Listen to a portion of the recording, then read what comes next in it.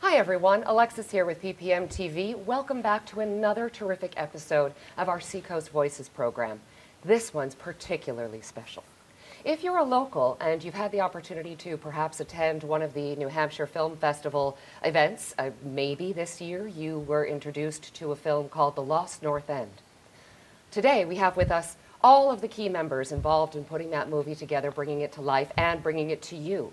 To let you know, we are going to be premiering The Lost North End right here on PPM TV, as well as on our YouTube channel, Thanksgiving evening. No better time. So we'd like to introduce you, as I mentioned, to those who brought it to life.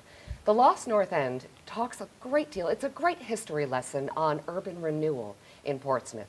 Maybe not all of Portsmouth, but how it affected the Italian community in particular. Many communities were, there are so many ways to put this, but I'm going to say maybe pushed out to the perimeters of what they deemed to be their community, pushed out to the perimeters of the towns that they lived in, of the neighborhoods that they cherished. And we're going to learn a little bit more about that, what brought the movie, again, how it came to life, what brought the movie to us. It did start as a much smaller project, and when you can watch it, we'll give you everything you need to know, and of course all of the contact information for the folks who you may want to reach out for. So if you're interested in getting in touch with the production team and you have questions, or maybe you would like to premiere the film at your location, we'll put you in touch with them. So once again, my name is Alexis. Let's get started. Today we have with us, to my left, Julie Gagney, who was the interviewer and screenwriter for The Lost North End. Next to Julie, you'll see Mr. Scott Macklin. He is the director and producer for The Lost North End. Moving on down the line, Trevor Bartlett, who is on the executive team for most things parade when it comes to Portsmouth. And he came in through the Portsmouth 400 event when Portsmouth turned 400 years old. Trevor and the gang out there, as I understand 179 other people, tried to bring the parade to fruition. And all the way around the table across from me is Mr. Massimo Morgia, who is another producer and backer of the film. And someone that doesn't want a lot of notoriety, but I can't help but introduce, is Miss Laura Pope. And she is out there in the audience, taking some pictures and being here as a support. So we're going to give Laura a little hand. We are all here. We are all here because she is here. So let's get rolling. Let's talk a little bit about the origin story of The Lost North End. Now, the Urban Renewal Project, I'm going to try and put this in as kind terms, or find kind terms for this, was a, for lack of a better phrase, beautification process. Many communities which were deemed slums, less than desirable neighborhoods across the country were slated for essentially leveling. And that was going to be an initiative which would enable the cities, towns, states, the federal government to beautify, to bring in commercial business, to step up the image, I think you might say. So that happening, we can see that families, as I mentioned, were displaced. This began as a small oral history project to be involved, or to be part of the Portsmouth 400 project, and it bloomed into something that became a full-fledged movie, as I mentioned, that went into the New Hampshire Film Festival. So I'm going to start with Trevor and Massimo. Now, Massimo is involved with much more. It wasn't just the 400. Correct, Massimo? Now, how did you, I'll let you start. Sure. How did you get involved with the 400? What led you to it? So I knew Portsmouth was going to be celebrating 400-year anniversary, and I've worked on a lot of projects. I've been in business in town. I've owned a restaurant in town for 30 years, and I've been involved in a lot of projects over the years. I knew this one was coming up. Mary Carey Foley used to be a teacher here in town, and her mom was the mayor back when I first opened up in the early 90s. Reached out to me and said, Massimo, I was speaking to Valerie Richon, which is Trevor's boss, the managing director of the Portsmouth 400. Valerie and I have worked together on a lot of projects over the years through the Portsmouth Chamber of Commerce. And the two of them reached out and said, we want you on a team. And I said, I'm absolutely honored, but no. I know how these go. And I said to them, I'm not sure that I have the time commitment, but I'll certainly help out if I can. And so it started off that I was going to be a very small part of this, and it just grew from there. I got to learn more about the history of the North End and what we were trying to accomplish there. And the more I spoke to people, the more passionate I became. And it kind of grew from there. So we did quite a few different things.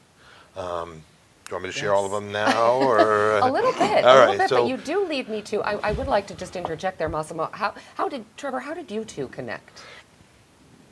Well, the Portsmouth NH 400 started in probably about 2017. We started getting ourselves together. We had a lot of whiteboard sessions where we invited the community to come in and tell us what they thought they would like to see from a 400th anniversary celebration. And over, what we heard was oral histories. We want to see oral histories. They wanted to have a parade. One guy, he wanted to see more trains running through town.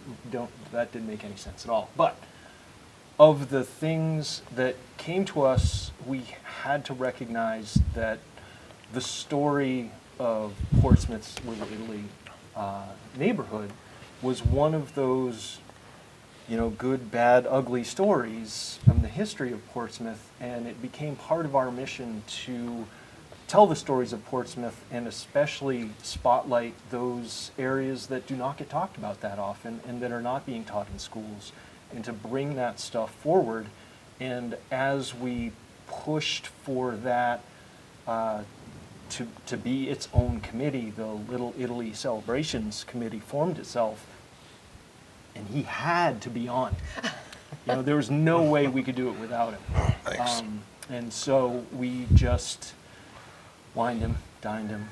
Not an easy fella to dine. None of those things. We did those things. I did that. He threw himself wholeheartedly under this bus. Thank you, Trevor. Yeah. And so now it started as an oral history project, which I imagine is where Scott and Julie, Scott, you came in next. Yep. And who were you connected to initially? So I was working for a business in Portsmouth. They were supporting the Portsmouth NH 400. And being with them, I got kind of pulled into these couple interview sessions that we were going to do. And wanted to start at what's the big hotel there? Sheridan. No, what was it?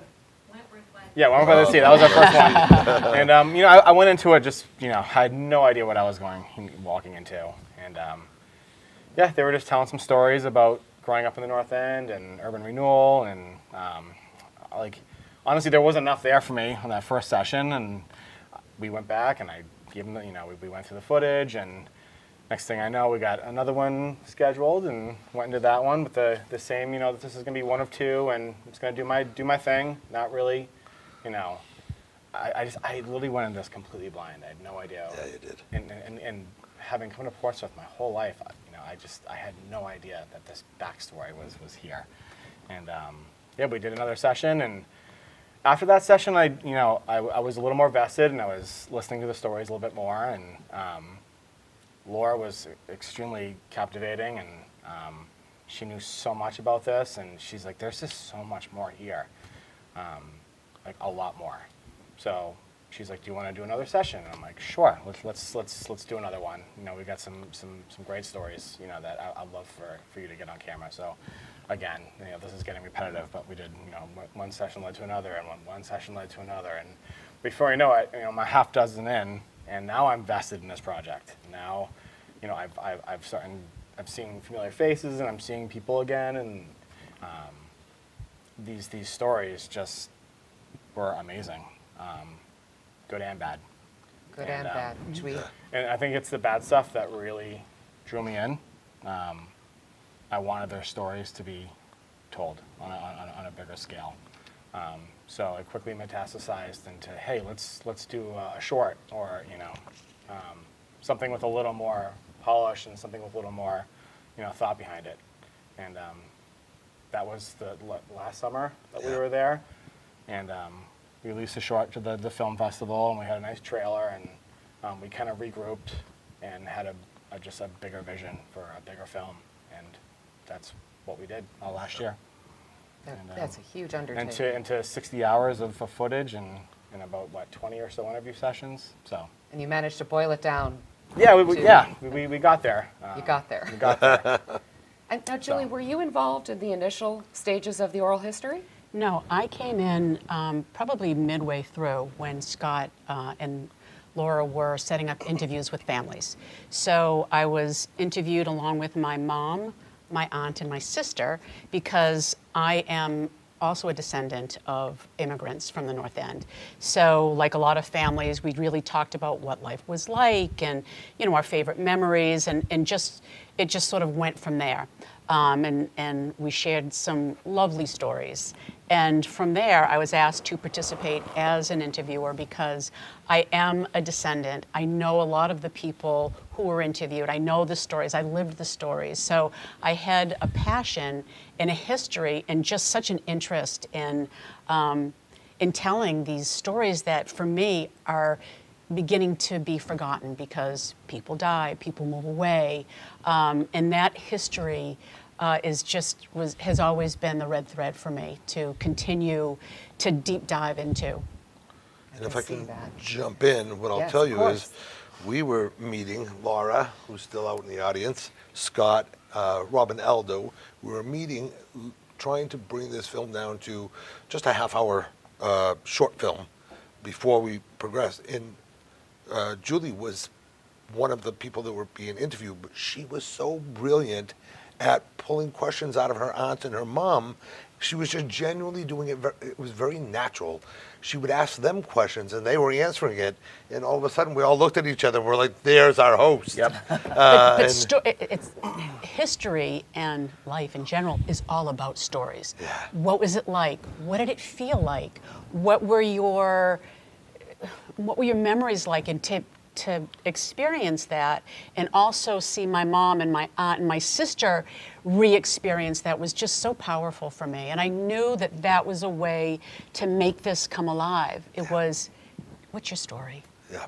Really, yeah, what's it your was story? awesome. You were so good at it too, Julie. Really. Yeah, and from Julie's first interview with everybody from North End, everything changed. The dynamic of the interview changed. How they just opened up on camera changed. Yeah. Just the whole feel of them telling their stories just came out with just so much more authentic.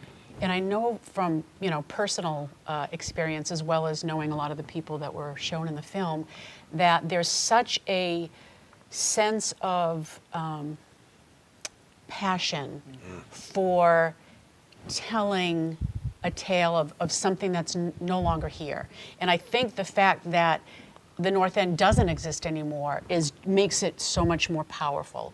So if the North End were still there, maybe gentrified, it wouldn't have been such a strong emotion coming out. The fact that it was so, I'm going to say magical, and in a sense idyllic for that time, and then no longer be here, but the memories and the fondness is there, is just, the stories speak, really, they make themselves, they create themselves.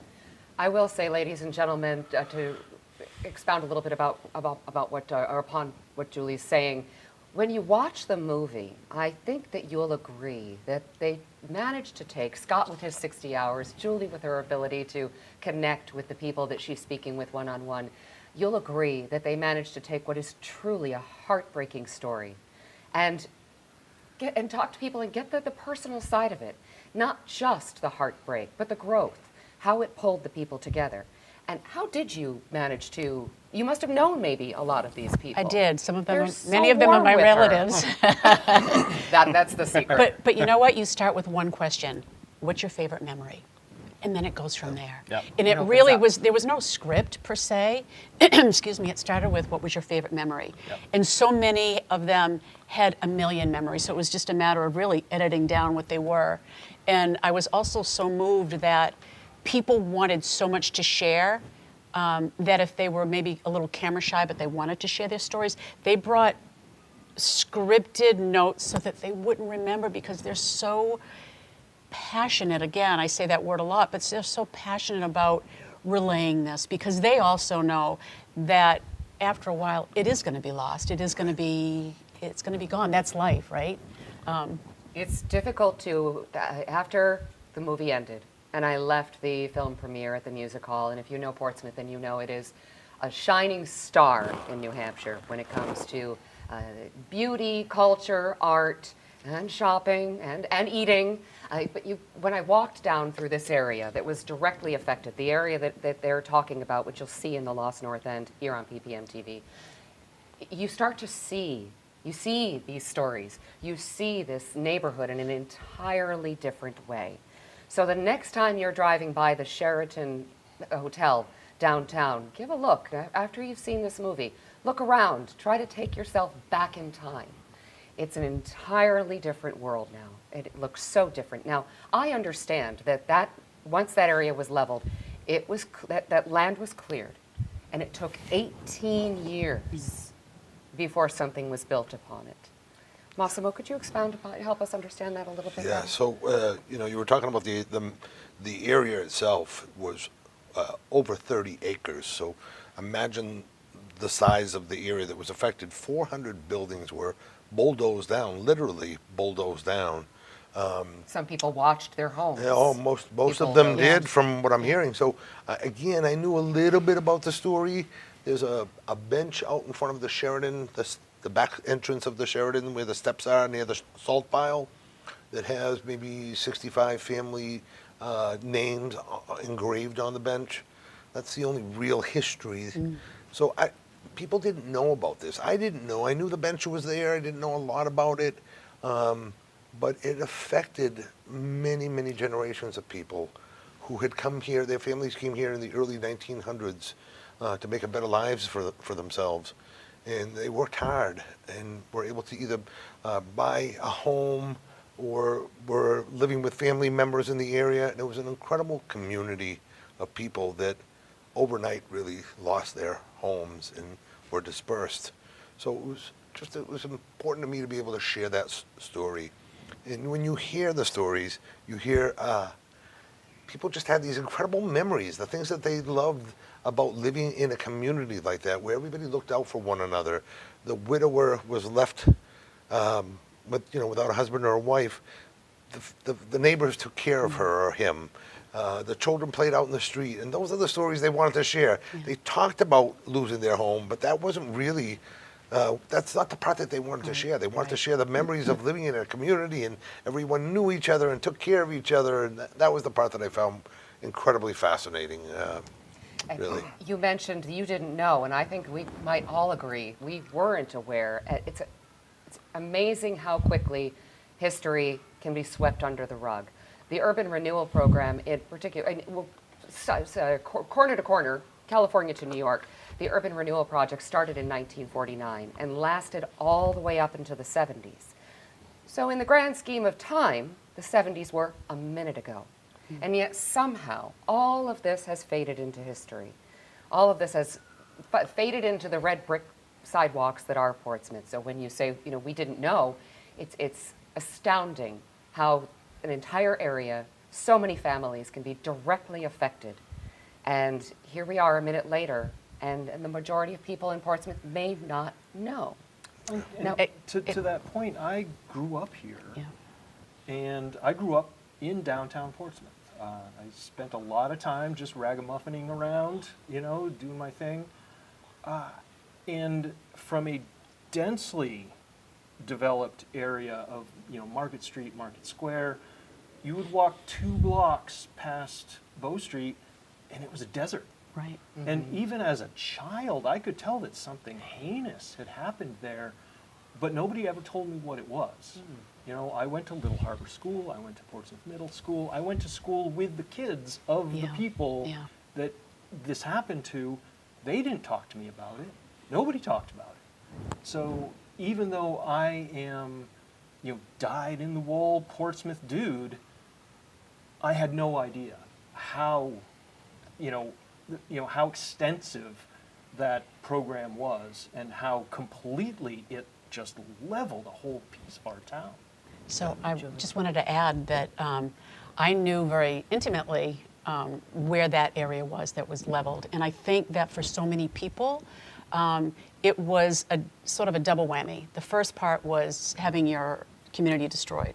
And the second part of the trauma was looking at a parking lot. So it was a parking lot forever, and a lot of it still is. So perhaps, in theory, who knows, because it didn't happen that way, if something had taken its place, maybe beautiful parks and a beautiful development that was an improvement, it might have made that reaction different. But I can tell you firsthand, and from so many of my friends and relatives who would drive by the Sheridan parking lot for years and know that their house stood on that was pretty incredible. And one of the I think potent things was when we went and actually walked through the north end. Awesome. Yep. It was illuminating, and we had to really use our imaginations, or at least I did, because I was really small when they did the urban renewal, but a lot of people had more vivid memories. But what I was going to say is walking by, say, the parking lot or a particular landmark that was a rock. Now, you walk by and you say, well, that's just a rock in a parking lot. Anymore. But no, it wasn't. It was where people used to go, and maybe when they were kids, they would bring their little carriages and sit and have lunch on the rock. The rock was a landmark, but it is surrounded by nothingness. Was this talked about in your family? I think it was, but over time, I mean, it happened in, I think my grandparents were one of the last homes to be leveled, so that was around 1969. So through the decades, it's not as, at the forefront as it was obviously at the time, and probably a decade after. But also we remember that, I remembered, especially in rewatching the documentary, that by the time that urban renewal came, a lot of the second and third generations had already moved. It was many of the first generations there. So they had already, in a way, created a new life, although they still had really strong ties there because they had friends and family members. Now, Scott, I think about the 60 hours of film footage that you have. And again, completely positive. You're going to laugh more than you expect. I know that what we're talking about is heart-wrenching. But Scott, what magic you brought to it. It's true. It must have been very difficult to pare down from 60 hours. Were there some people that of course there were people you wished you could have included. How did you could probably be here all day explaining to us how you decided. Can you speak a little bit about the behind the scenes of you editing, how you chose, who you chose, some things you think maybe you would have liked to have covered? Yeah, I mean, I had a general idea after all the, all the sessions we interviewed and filmed, and I kind of developed a plan which centered around, I wanted the people to leave that theater with a smile on their face or a tear in the eye, there was a lot of anger. Justifiably so. A lot of sadness, and I didn't want that to be what I focused on in the film. And I think that was supported by watching the old footage from the Russell Street reunion. When you saw the people that were directly affected by urban renewal not show that anger. They had a twinkle in their eye, and they projected, feelings of, hey, I just want people to remember what the importance of family is, and community, and being a good neighbor, and I wanted to align the film with that kind of ideology.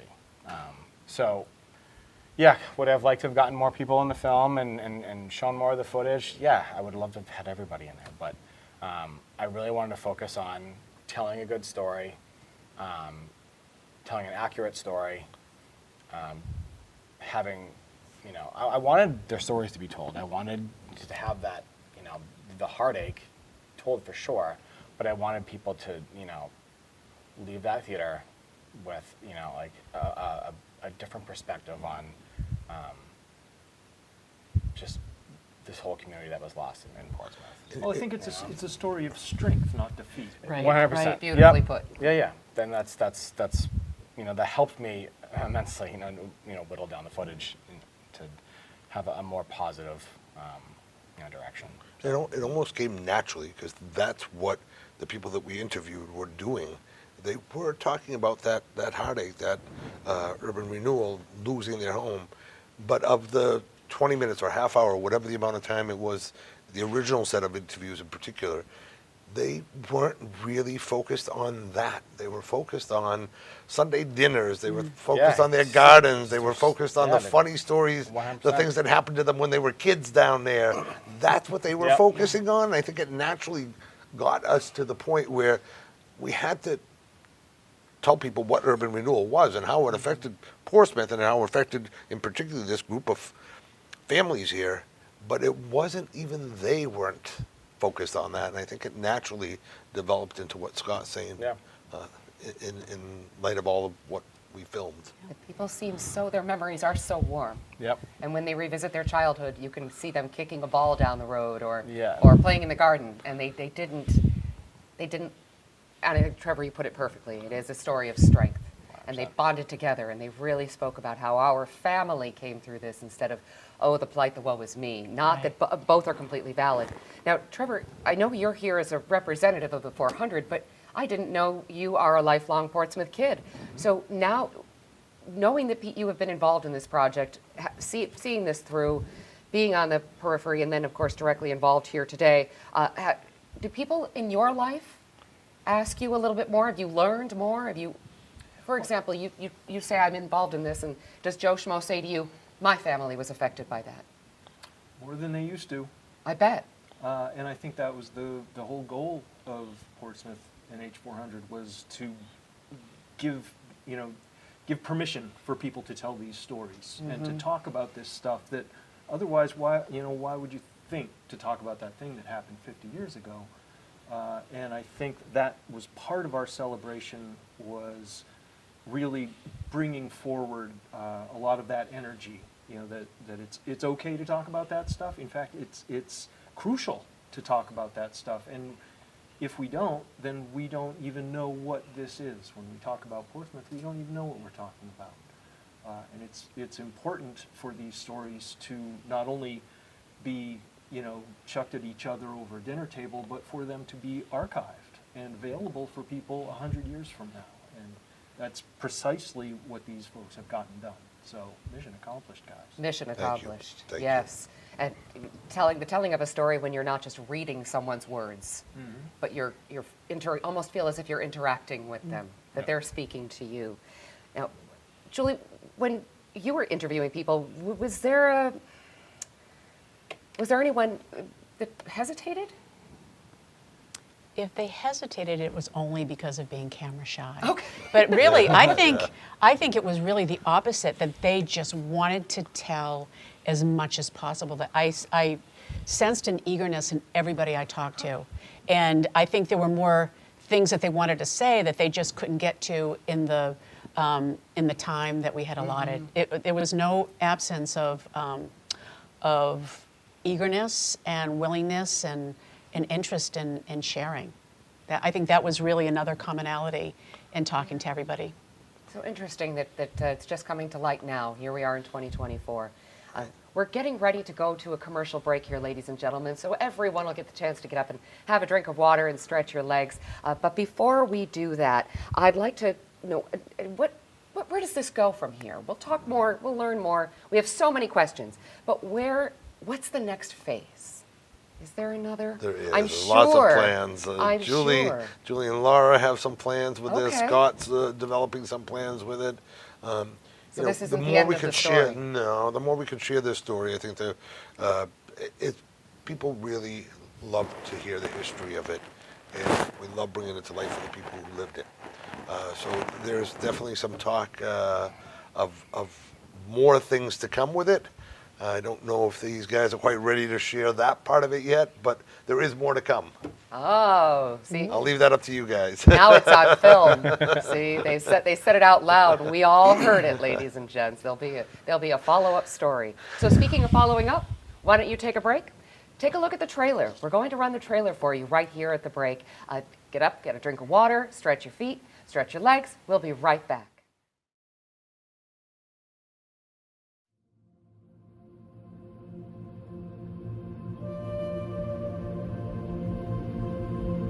That's how the neighborhood was. You didn't venture out of it. You went to the perimeters. But you were very well protected. 3 things you can expect on a Sunday dinner: soup, sauce, and a fight. And you know what? And that's the honest to God's truth. Things sometimes were flying through the air, but then, you know, you kissed and made up. Kids were traumatized a little bit. We just had beautiful days every day. You know, we just loved being together. It was peaceful then, in those days. And we were watched out for everyone. We did. Nobody ever got in any trouble. No. And your mother would follow her out the door. She'd either say, Faye, Donna, Jerry, whatever, come on home, dinner's ready. And if you didn't hear, a neighbor would say, your mother's calling. Yeah. Dinner's ready. Mickey Canino and Mario's mom. Oh, I know. He's trimming up meat, tossing it in the sauce, and the sauce was always simmering. And I'm telling you, I can almost taste it to this day.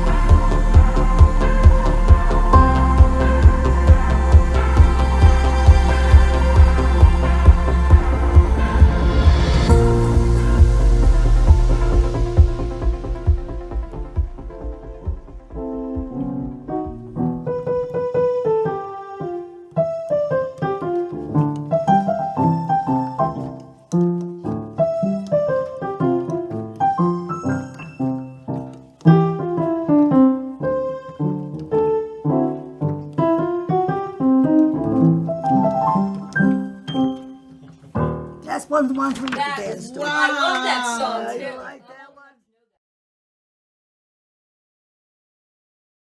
Hey everyone, welcome back. If you're just tuning in, I'm Alexis with PPM TV. You're here watching Seacoast Voices, and we have a wonderful group with us today. This is our roundtable, and we're talking about The Lost North End, the trailer which you just had the opportunity to see. So I'm going to go straight to the director, the man who brought that trailer together. Now, I know you couldn't possibly get it all in. How did you break it down? You eventually had to break this into, I understand, maybe 3 parts? Yep. So the trailer that you just saw, that was all just kind of studio, inside-based interview sessions that we were doing. And when we decided to take the short into more of a full-length documentary, we really wanted to bring those interviews outside and into these locations that these wonderful stories were coming from. Just to add some sort of visual reference for whoever was watching the documentary to, you know, be able to just relate. And, you know, maybe sometime they're walking through Portsmouth and can be like, oh, this is where, you know, they sled down the hill. And this is where, you know, Mario's Market was. And just to add that visual element to the film.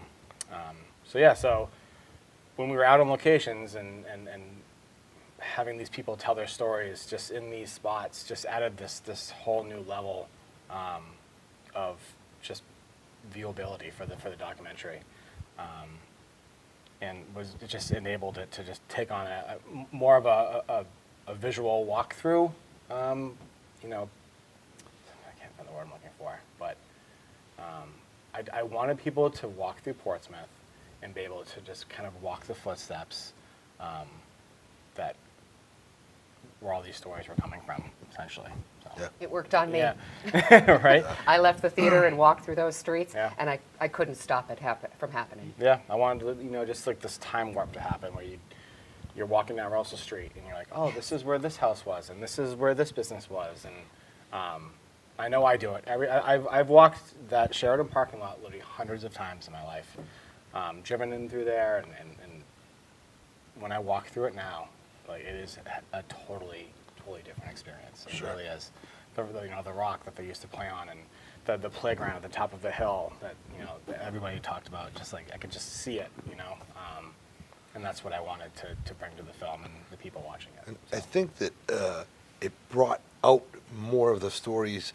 The people that we were interviewing at the time too, they were kind of brought in by the fact that, as you say, Mario's Market, and he was able to share the stories of what was happening inside Mario's Market at the time, or wherever you were, or when you were with Terry in front of the the hotel, and there was a picture there with the family. I don't know if it was a reunion picture, It was his but family. his family apparently it was, because he was going, and this is my aunt, this is my cousin, and this is my they were excited about, I think, being on location drew more stories out of them as well. Yeah, for sure.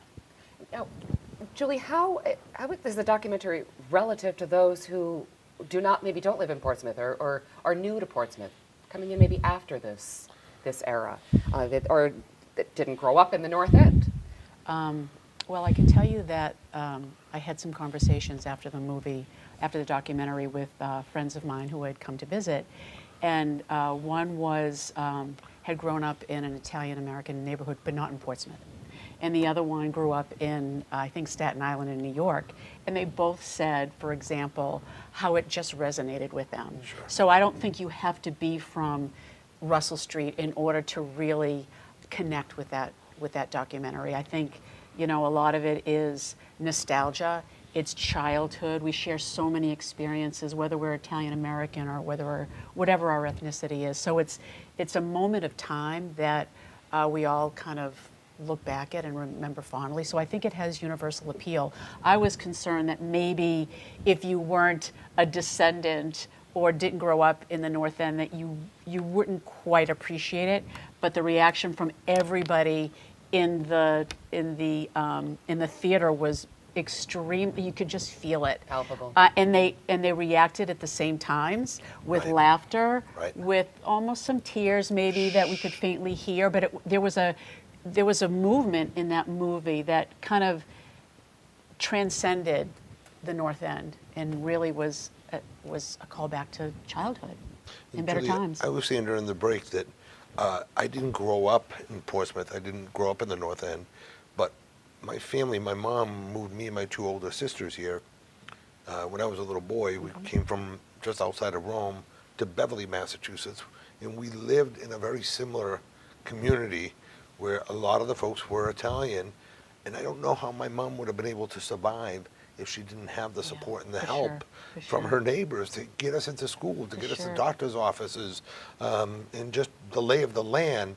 So when I put myself right in these folks' shoes, even though I didn't live in Portsmouth, I knew exactly what they were talking about when they were sharing their stories of growing up in a neighborhood like that in Portsmouth. So it goes beyond just the North End. Right. And that's what that community served, wherever you grew up, Beverly, Boston, New York, Portsmouth. They served to help each other survive. You needed that. Yep, absolutely. And bringing it back to Portsmouth, our Portsmouth kid over here, Trevor, how do you think that stories like this and history like this helps a city like Portsmouth to develop? How do you think that this helps people to it's further explore? It's a fascinating thing to look at because this was, it was a terrible moment in our history, but it was kind of the straw that broke the camel's back. It was the thing that happened here that caused the city to collectively say, we can't let this happen again. We need to preserve our buildings and our heritage and our history. we need to have some way to maintain the connective tissue with the generations prior. And that has come really to define what Portsmouth is right now in so many ways. Between the Portsmouth Historical Society and Strawberry Bank and the Athenaeum, the respect that those organizations have all began with that one event. It really rallied people around the idea that we got to make sure that we're taking care of our own and that we are maintaining this sense of history that can so easily be lost. I think, loss, you could say, is like the most human universality. We all lose things, but our collective history is all of us. And that's a thing that's worth respecting and worth working towards maintaining. So I think the thing that the North End taught us was that we really need to work to make sure that we continue to respect each other and move forward into generating new ideas that can also be preserved. If I can jump in real Please, quick. After the film, I heard from one of the city council that they felt that it was important, and they were going to bring this up, that anyone coming into planning or city council or historic commissions be asked to watch the film. Wonderful. Just so that they see what everybody tries to make the best decisions they can, and I don't think anybody in the planning commission back then knew the impact that this would have. Of course, they did what they felt was the best interest of the city and the people of Portsmouth, right? But by viewing something like this, you see that perhaps it wasn't the best idea, and clearly the federal government thought the same thing, because they stopped doing these type of programs shortly after the urban renewal projects of Portsmouth. They realized that these were not having the effect that they should have had. So hopefully generations will learn from things that we do, and hopefully the city will be able to view this film and it goes beyond what we just did. Yeah, what he said. Yep. Well said, both of you guys. Which actually, I want to bring back to you, Trevor. What are some of the other difficult topics that, when you think about? So many. The treatment of women in our history. One of the very early projects that the Portsmouth 400 spearheaded was the Ruth Blay mural. Mm-hmm.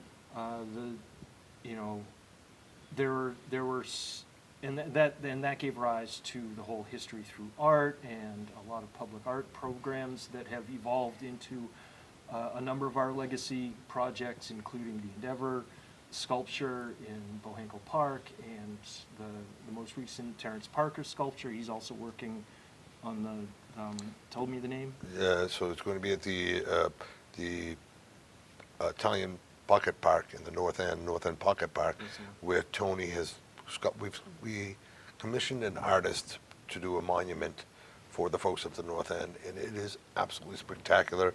She's done with it. We're waiting to place it. Terrence was a big help in designing the lay of the Pocket Park where this monument's going to go. So in addition to the film, we did commission an artist. She's absolutely brilliant, and she grew up in the North End. Her family did, and so it's near and dear to her heart. It'll be spectacular. That'll be coming up. Hopefully by the spring, we'll have it placed.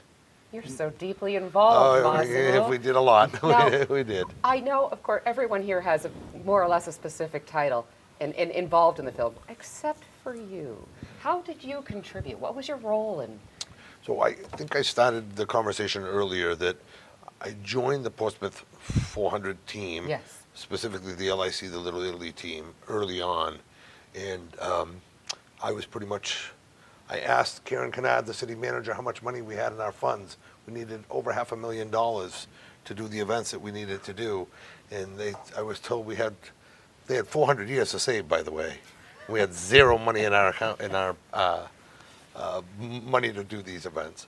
So part of what I did was raise funds to be able to do. We did a masquerade ball at Jimmy's for 400 plus people.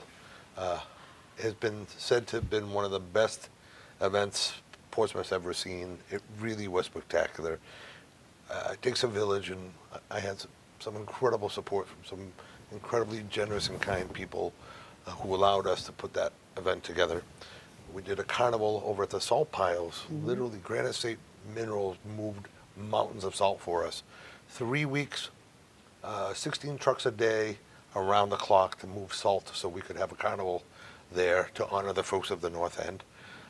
And then we did I worked with Scott early on and tried to show him my passion, and he became very passionate, and I felt terrible that we reeled him in, and he had to do as much as he did, but he was amazing to work with. And then we commissioned the artist just to all bring light to. So I started off as one of the team members and just kind of brought the whole thing home. He's the Pope. Yep. Well put. And where do you see, what's next? I know that we touched upon that, and you had an opportunity to visit with one another when we took our break. Yeah. I know that there may be a director's cut coming. Would anyone like to speak to maybe what you're hoping for from the film? Scott's going to have it ready at midnight tomorrow night. Yeah, He does exactly. Really Yeah, well, like, does so that we- really yeah. well under deadline. So Yeah. yeah. No, I mean, we were filming up until 2 weeks before the film festival. Holy cow. Yeah, so we were a little behind schedule. So I didn't do all the things that I envisioned I wanted to do with the film. So I'd like to just, sit down with it, make some improvements, and then just polish it up a little bit. And then we can kind of reconvene and see where we want to take it from there. But I just, from my own standpoint, my own level of perfectionism, I just want it to just be a little more polished. So. What was your favorite part? I think I'm going to ask each of you this, but Scott, what was your favorite part? Was there an interview or a moment or a process? I love the location shoots. I think that brought out a lot of the personalities and the people that we interviewed. And I think I said this up on stage, but when we brought Terry to that little monument, I think near the Green Elephant, and he was like, "Oh yeah, like this is my mama, this is my papa, this is my cousin." He knew every single person in that film. I mean, in that picture, and I just sat there in awe and just like this is what it's all about. This is the connection that these people had to this area, and I'm seeing it just unfold in front of me like this. It was a really cool moment. But yeah, it was just walking the streets with them and then putting a visual element. That's how I identify with things.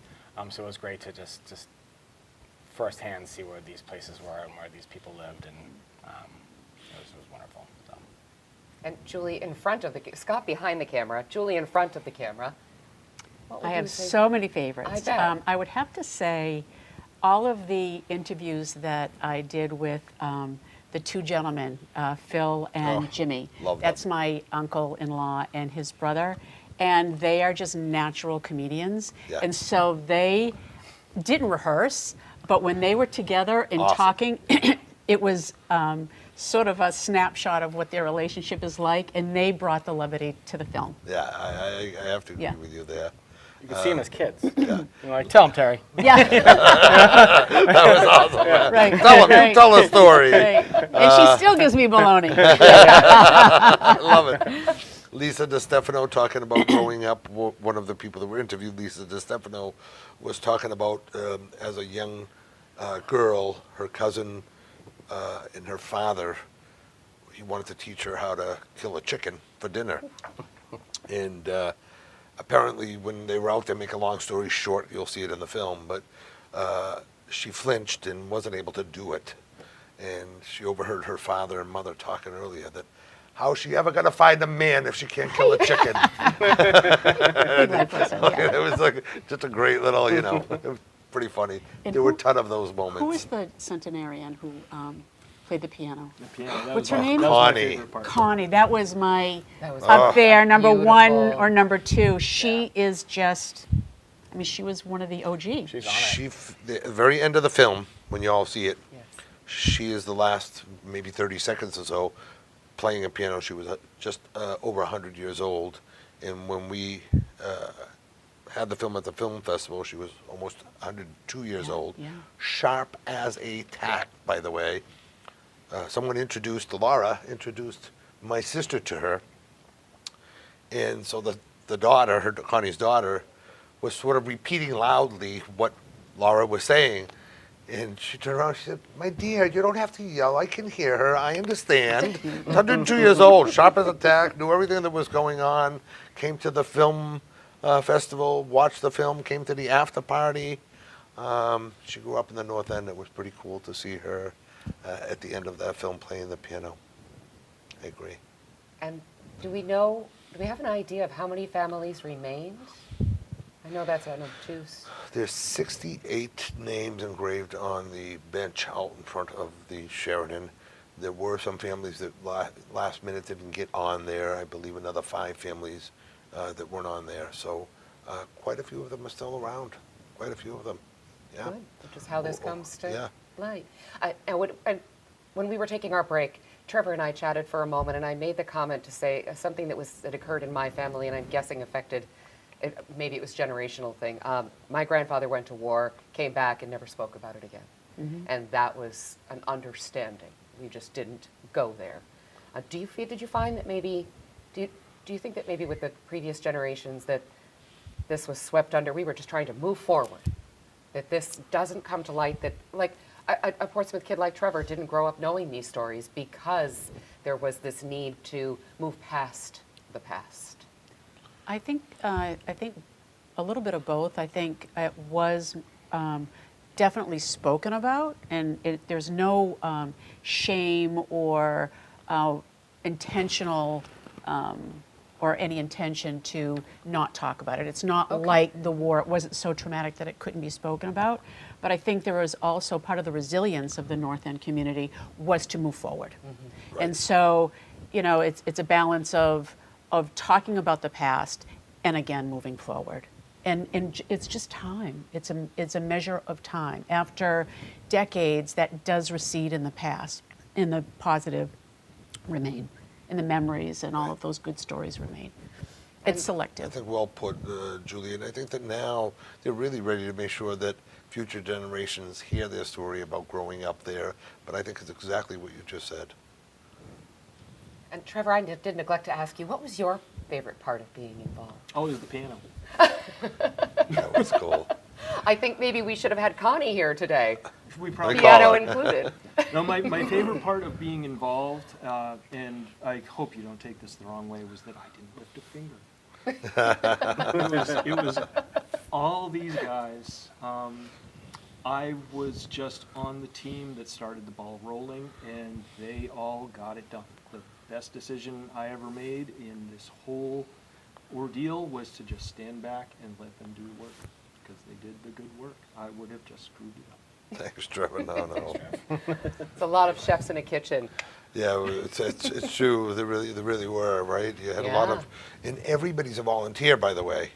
Yes, nobody's getting paid by this. This is all volunteer work, and back so to Julie's word, passion. Yeah, and that's what it passion. is. Like, and not only are we volunteers, but we're having to raise hundreds of thousands of dollars on top of that, right? And we all have full-time commitments. So it was pretty special to see a group of people put that much passion, love, and effort into something and do it with genuine passion. To that point, when we did those whiteboard visioning sessions way back in 2017, 2018, we came out of those with, I believe the number was 7 oral history projects that we were prepared to try to get behind and produce. But they take so much time and so much dedication and so much energy that really only 3 of them even got close to the finish line. And this is the one, these people are the ones that really got it into the end zone, and still a little bit work to do. But at this point it's just polishing.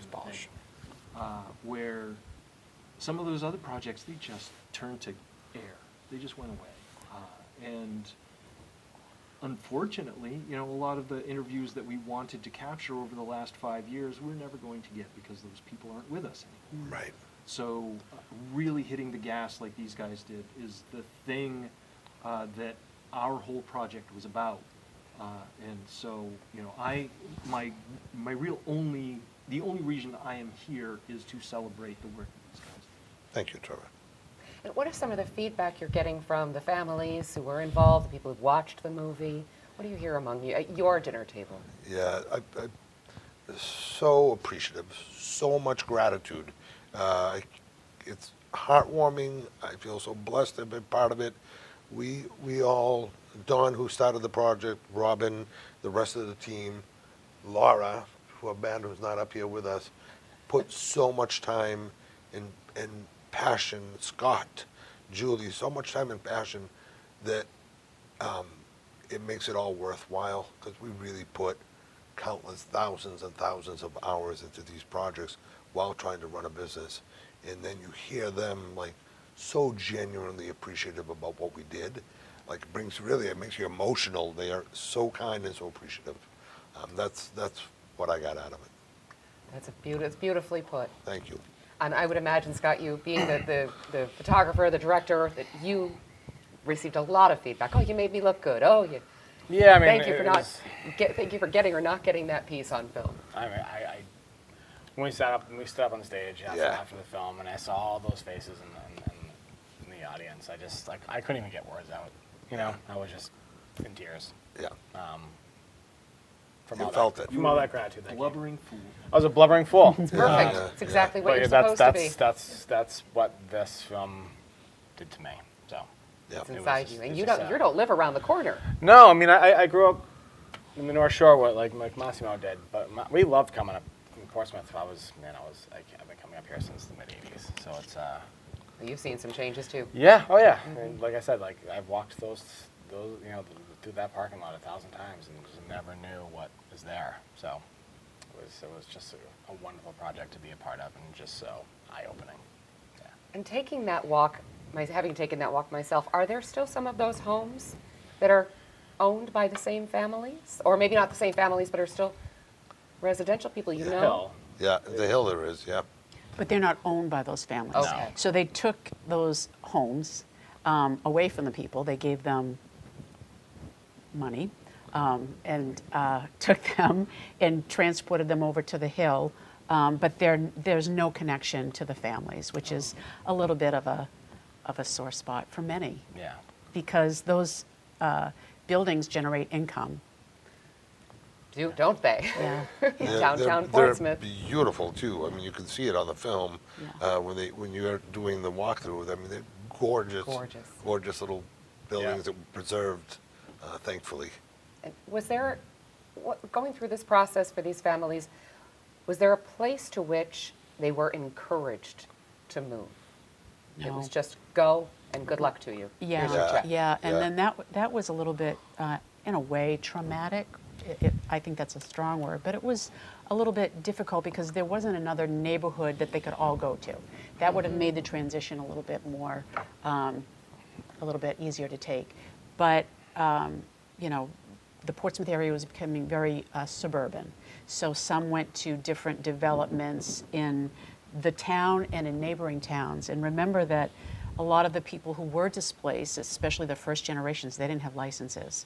So they were being moved to a non-central area without this community of stores, shops, and other things that united them. So they were going to places out in the boondocks in some cases. So that made it, I think, a little bit difficult. Not that it was insurmountable, it just was a change. And maybe that change reflected what was going on in the country in general, because people were leaving more urban centers and going into suburbia. So it kind of reflected the mood of the in many parts of the country. And on the tails of the urban renewal project was the highway project. Do you know, were there any families, did that subject ever come up among the families who were displaced through urban renewal? Or they moved again, I guess would be No. Good. Boy, can you imagine? Which led me down, and Laura was so kind to send me some information on urban renewal, which of course, when you have the internet, when you have the world at your fingertips and you're late night reading because you just can't sleep and you think, I've got to find the next fact and the next fact. And it's just amazing that this precluded the highway project. We see redlining, we see all of these potent subjects, and yet somehow all of this has just gone up in mist. And it's just wonderful that they're going to be requiring or expecting that anyone getting further involved in council or in city government is going to watch this movie. Yeah. Yes. They're amazing. Now, do you feel that it brought closure to any of the families, this movie? That's such a good question. I think it brought closure in the respect that it brought people back together who may not have seen each other in a while or maybe had lost touch. I think that was a really powerful experience for people. I think that people, for the most part, have gotten closures. I mean, they've gone on with their lives, and it's not so fresh. And I think that movie, that documentary, served a purpose of just, again, showing the resilience of the community. Yeah. Resilience was absolutely at the forefront, and I have to commend, as I don't know another way to say it, commend Scott for his ability to take 60 hours of film, which probably included a lot of negative feelings, heartbreak, and tears, and creating this beautiful end result that made us all laugh. Yeah. Yeah. That was amazing. Yeah. Scott. Yeah, I agree. It was not, that I was agree. no simple feat. No simple feat. Well, you've had the opportunity to spend some time with us today, ladies and gents, and you've had an opportunity to see the trailer. And we are premiering this movie with you. We're going to be able to see The Lost North End tonight here on Thanksgiving. So stay tuned, because they're going to be, this isn't the end. This isn't, they've been bubbling with ideas. I'm going to put the cart before the horse and say that there is a conversation with UNH about expanding, moving forward, branching out into other subjects, because as we mentioned, urban renewal is on the tails of the tail of some people's experience, but at the forefront of other people's experience. And this is all just, it's one chapter in our American history. So on our closing thoughts, Massimo, is there anything you'd like to share? Boy, I had an extraordinary experience from beginning to end with all this. All the people that I've met along the way, and to be able to work with some incredibly, incredibly passionate people. Laura, who's out in the audience, Julie, all of you, really. Dawn, Val, who I've worked with before. But the passion of these people to do this, and to do it as a volunteer, is extraordinary. And this man here loved, that we got connected with him, and he did what he did. It's mind-blowing that he put that much time and effort into something. He's got a family, he's got kids, he has his own work that he has to do, but he did it, and I have a lot of respect for everything he did. All of them. So much comes back to the people that make it work behind the camera. Well, I'd like to also give a quick thank you, or take a moment and thank the people here at PPM TV who are bringing this production to you from behind the camera. And of course, I would be remiss if I didn't say first, thank you, Laura Pope, for bringing The Lost North End to PPM TV. She's a stealthy operator, so you're not going to see her on this program. But do stay tuned, because we are looking forward to further conversations with this group, seeing what the future holds and how we can use the future to tell us more about the past. Thank you, ladies and gentlemen. We appreciate your support.